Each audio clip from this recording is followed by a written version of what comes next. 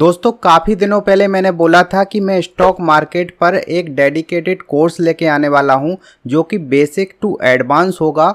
और ये कोर्स ऐसा होगा जिसको वो लोग भी समझ सकते हैं जिन्होंने शेयर मार्केट का कभी नाम भी नहीं सुना। यहाँ पर इस कोर्स के अंदर जो भी मैं वीडियो बनाऊंगा वो बेसिक टू एडवांस होंगे, यानी कि उन लोगों को भी समझ में आएंगे जिन लोगों ने कभी शेयर मार्केट का नाम भी नहीं सुना और वो स्टार्टिंग करना चाहते हैं। तो ऐसे लोगों के लिए भी ये कोर्स होगा। तो फाइनली उस कोर्स का ये पहला चैप्टर होने वाला है। वीडियो को स्टार्ट करने से पहले मैं आपको कुछ इंपॉर्टेंट पॉइंट बताना चाहता हूँ। यहाँ पर मैं आपको बता दूं कि शेयर मार्केट का जो क्रेज है आगे जाके और बढ़ेगा, क्योंकि इंडिया में इसके बहुत कम यूजर हैं।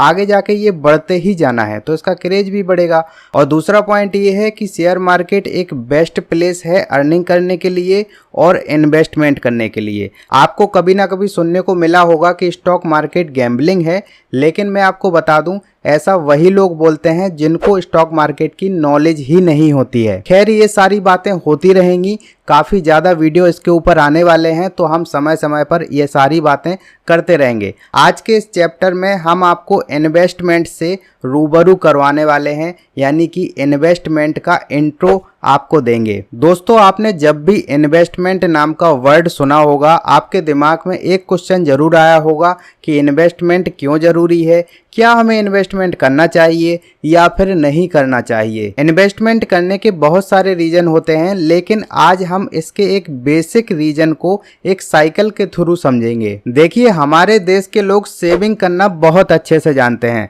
लेकिन इन्वेस्टमेंट करने में आज भी हम दुनिया से काफ़ी पीछे हैं। वो इसलिए क्योंकि इन्वेस्टमेंट की एजुकेशन हमें कहीं पर भी नहीं दी जाती है। लेकिन डेवलप कंट्री में, जैसे जो बड़ी बड़ी कंट्री हो गई, वहाँ पर स्कूलों और कॉलेजों में इन्वेस्टमेंट को एज अ सब्जेक्ट पढ़ाया जाता है। और इंडिया में ऐसी नॉलेज कहीं पर भी नहीं दी जाती है। ना तो हमारे स्कूलों में इन्वेस्टमेंट पढ़ाया जाता है, ना कॉलेज में, और ना हमें घर पर सिखाया जाता है।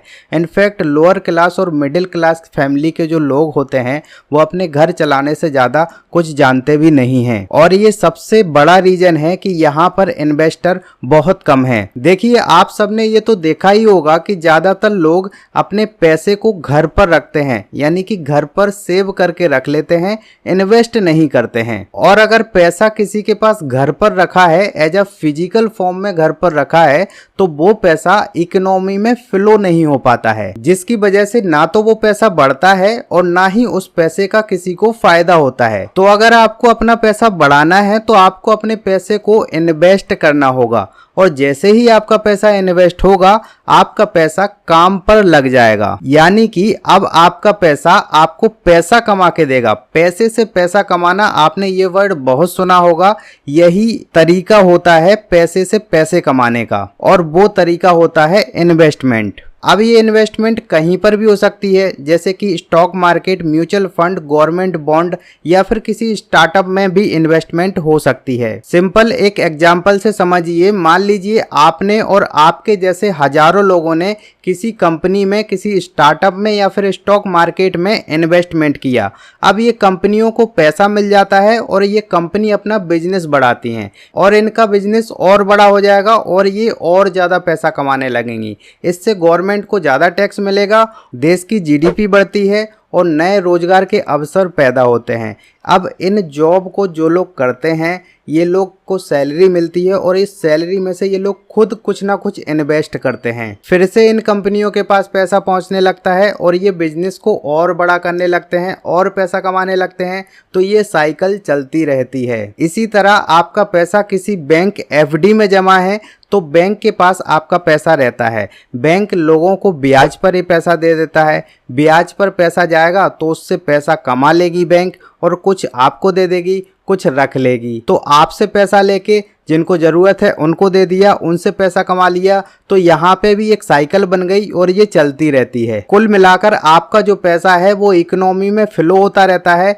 और उसकी वैल्यू बढ़ती रहती है। वहीं पर आपका पैसा अगर घर पर फिजिकल फॉर्म में रखा है, कैश के फॉर्म में रखा है, तो वो अपनी वैल्यू लूज कर देता है, यानी कि उसकी वैल्यू घट जाती है। अब आपके पैसे की वैल्यू कम क्यों हो जाती है, ये पैसा समय के साथ वैल्यू लूज क्यों कर देता है, उसका मेन रीज़न होता है इन्फ्लेशन। अब इन्फ्लेशन को हम अगले चैप्टर में समझेंगे, बड़ी डिटेल से समझेंगे, सरल भाषा में समझेंगे। अभी आपको जो भी पॉइंट अच्छा लगा हो या फिर जो भी पॉइंट में आपको डाउट हो, जो भी कुछ पूछना हो तो कमेंट कर सकते हैं। आज के चैप्टर में इतना ही, मिलते हैं नेक्स्ट चैप्टर में, तब तक के लिए जय हिंद।